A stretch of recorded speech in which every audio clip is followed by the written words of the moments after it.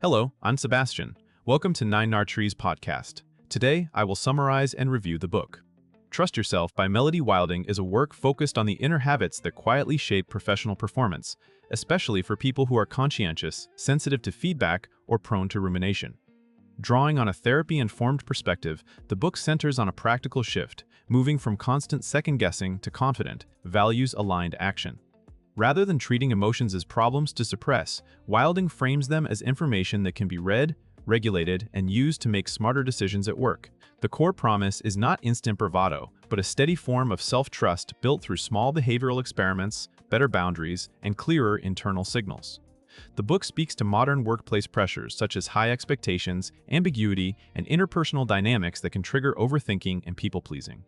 It also aims to help readers communicate more directly, recover faster from mistakes, and take career steps that match their strengths. Overall, it offers a structured approach to becoming calmer, more decisive, and more resilient on the job. I will give you key takeaways from this book. Firstly, understanding the overthinking loop and what triggers it. A central topic is how overthinking forms a self-reinforcing cycle in professional life. The pattern often begins with a trigger such as an unclear email, a meeting comment, a missed detail, or a high-stakes decision. Instead of resolving the issue, the mind moves into repetitive analysis, replaying conversations and forecasting negative outcomes. This mental looping can look like being diligent, but it frequently reduces performance by draining attention, delaying action, and making communication less direct. The book emphasizes identifying personal triggers and the subtle cues that signal you are slipping into rumination, such as seeking excessive reassurance, rewriting messages repeatedly, or postponing decisions until you feel certain. By mapping the loop, readers can separate productive reflection from unproductive spiraling. This distinction matters because workplaces reward timely choices and clear priorities, not endless internal debate. The approach encourages readers to notice the emotional drivers under the thoughts, like fear of disappointing others, perfectionism, or insecurity about belonging. Once triggers and drivers are visible, it becomes easier to interrupt the pattern with concrete actions, including setting decision deadlines, defining what good enough means for a task, and choosing one next step that moves work forward. Secondly, building self-trust through evidence, not mood. Another key theme is that self-trust is built through consistent behavior rather than waiting to feel confident. Many professionals make the mistake of treating confidence as a prerequisite for action, which leads to hesitation and missed opportunities. The book reframes self-trust as a track record you create by making small commitments and keeping them, especially under uncertainty. This can involve starting projects before you feel fully ready, speaking up once per meeting, or sending a concise message instead of a perfect one. Over time, these actions generate evidence that you can handle discomfort and adapt when things do not go as planned. The emphasis is on reliability to yourself, following through, learning from outcomes, and adjusting without harsh self-criticism. This topic also covers the idea that competence and confidence are not identical.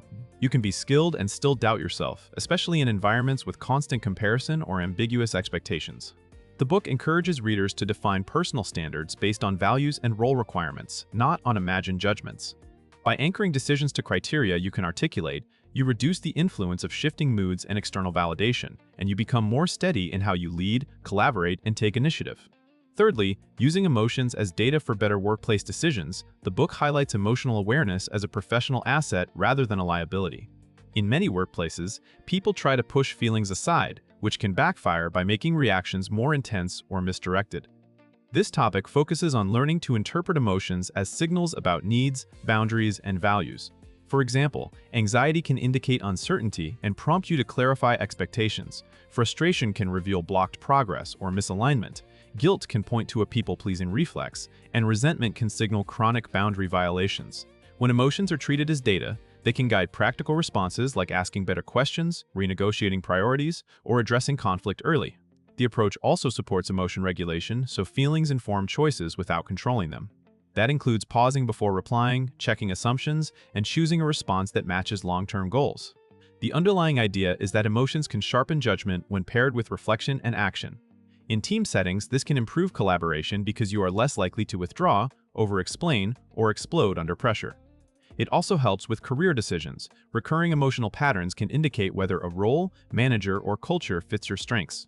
By building emotional literacy, readers can move from reactive coping to intentional decision-making. Fourthly, boundaries, people-pleasing, and communicating with clarity. A major workplace challenge addressed is the tendency to over-accommodate. People-pleasing often looks like being helpful, but it can lead to overloaded schedules, unclear expectations, and simmering resentment. This topic centers on setting boundaries that protect focus and credibility while maintaining strong relationships. The book encourages readers to notice the moments when they say yes automatically, soften their message excessively, or take responsibility for other people's emotions. It then shifts to more direct communication patterns, such as stating priorities, offering realistic timelines, and asking for what you need without excessive justification. This kind of clarity reduces overthinking because you do not have to guess what others want or constantly manage impressions. Boundaries also support better work quality, since time and attention are not fragmented by constant availability. The theme extends to feedback and conflict. Instead of avoiding uncomfortable conversations, readers learn to address issues early and respectfully, using specific examples and desired outcomes. This helps prevent small tensions from becoming large problems. Ultimately, the topic frames boundaries as a skill that strengthens trust with colleagues, because people know what to expect from you.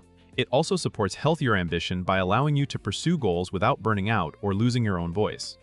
Lastly, resilience after mistakes and taking strategic career risks. The final key topic is recovering from setbacks and using them to grow rather than spiral. Overthinkers often treat mistakes as evidence of personal inadequacy, which can lead to avoidance, over-preparation, or shrinking from visibility.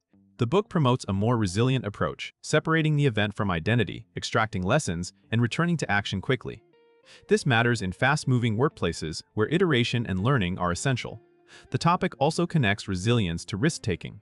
Many capable professionals hesitate to apply for roles, pitch ideas, or negotiate because they fear rejection or exposure. The book encourages taking strategic risks that align with strengths and values, and it suggests focusing on controllable inputs like preparation, practice, and follow-up, rather than obsessing over outcomes. This approach builds momentum and expands opportunities over time. It also supports better leadership behaviors such as decisiveness, accountability, and calm problem-solving under pressure.